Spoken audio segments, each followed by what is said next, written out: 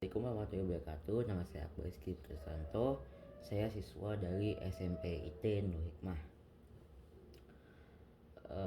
Kali ini saya akan berpendapat tentang kondisi Indonesia di tahun 2020. Bagi saya tahun 2020 itu sebentar sekali ya untuk pembelajaran tatap mukanya, karena hanya 2 bulan saja.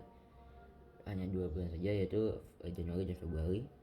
15 Maret itu PSBB ya, langsung terapkan 3M, masker, menjaga jarak, dan ini cuci tangan. Nah seperti itu.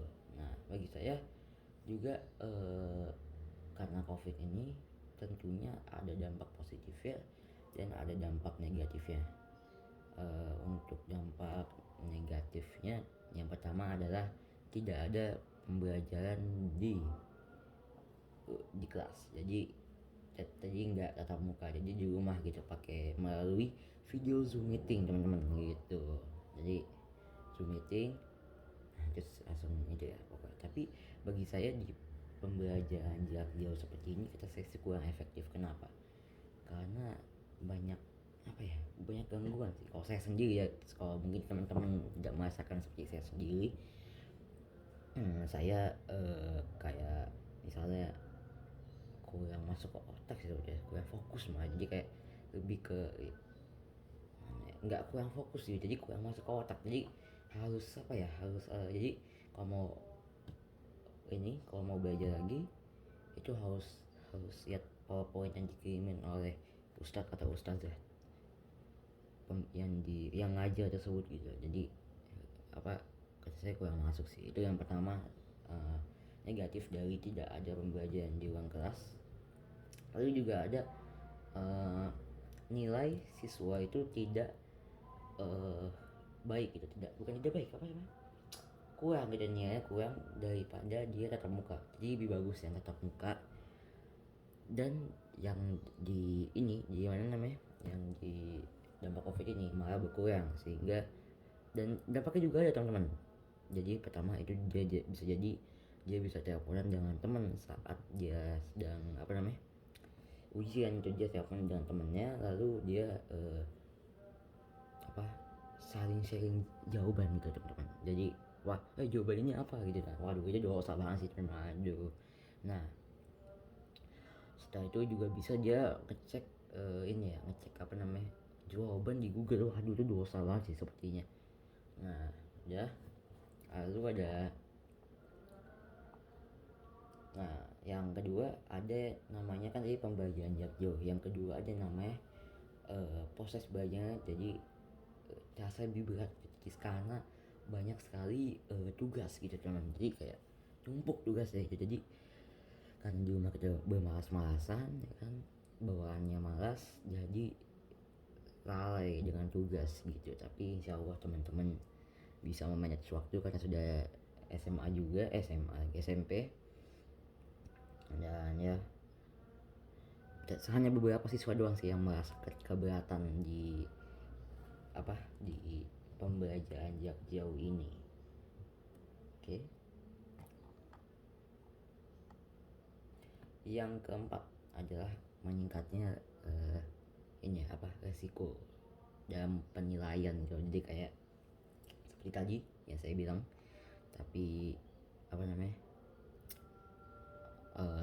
secara online tadi, sekolah online risikonya berbahaya. Kenapa?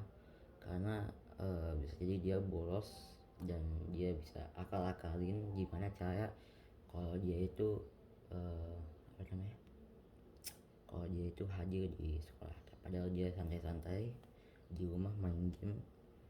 Nah, dan juga tadi juga udah bisa juga risiko yang berbahaya juga, yaitu mencari jawaban saat penilaian penting seperti ujian, tes, dan lain-lain.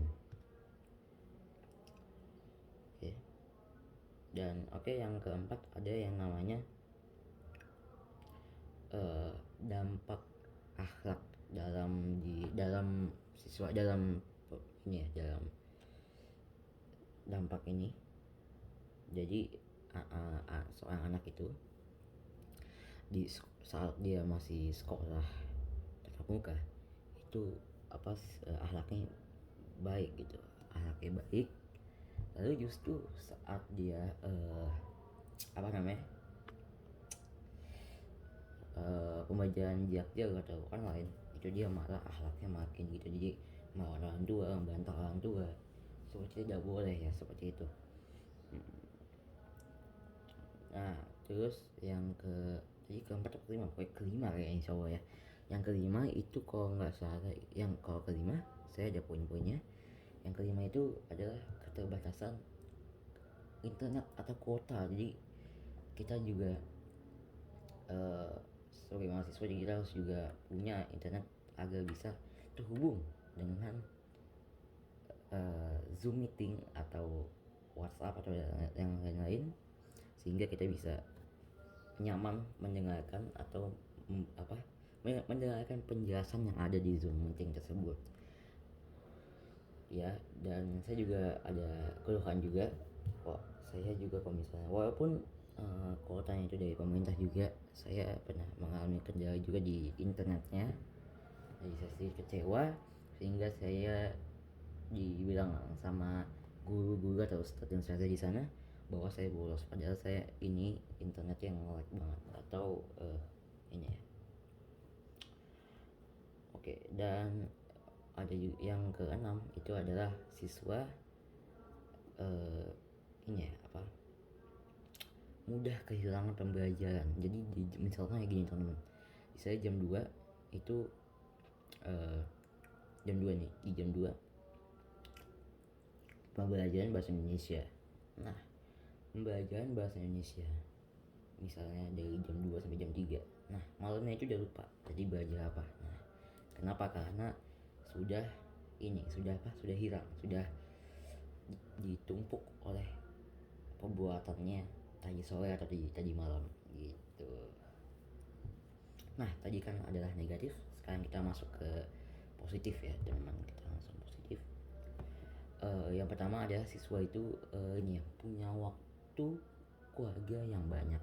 Bukan waktu keluarga sih, waktu di rumah. Nah, waktu di rumah bersama keluarganya, jadi lebih banyak gitu kan, bisa istirahat, bisa ketemu ibu ya kan, jadi lebih enak gitu sih. Saya juga merasakan seperti itu. Oke. Lalu yang kedua dari dampak positif tersebut adalah seorang siswa itu beradaptasi dengan perubahan. Jadi kayak dinamika, mengikuti dinamika, jadi menguasai suatu teknologi ya, seperti laptop atau HP, dan itu ada dampak positifnya. Jadi bisa gitu, oke, alhamdulillah ya kan. Yang kelima adalah yang positif ya, yang kelima pasti ketiga maksudnya. Ketiga di dampak positif itu adalah ini apa namanya, apa ya, oh ya, apa namanya, jadi sebagian siswa itu nyaman dengan pembelajaran jarak jauh ini gitu. Kalau saya sih setengah-setengah sih, kadang pengen belajar di sana. Kalau nyaman sih jujur aja lebih enak di sini teman-teman, tapi kalau mau belajarnya lebih enak di mana namanya, di sekolah ya. Tapi itu bagi saya mungkin berbeda berpendapat bagi teman-teman yang lainnya. Terima kasih Mbak. Oke, segitu aja karena sudah berapa menit ya, 8 menit ya. Terima kasih banyak yang sudah menonton, semoga dimudahkan dalam mengerjakan soal, maksudnya ini ya, dimudahkan dalam mengerjakan kebaikan. Oke, terima kasih. Assalamualaikum warahmatullahi wabarakatuh.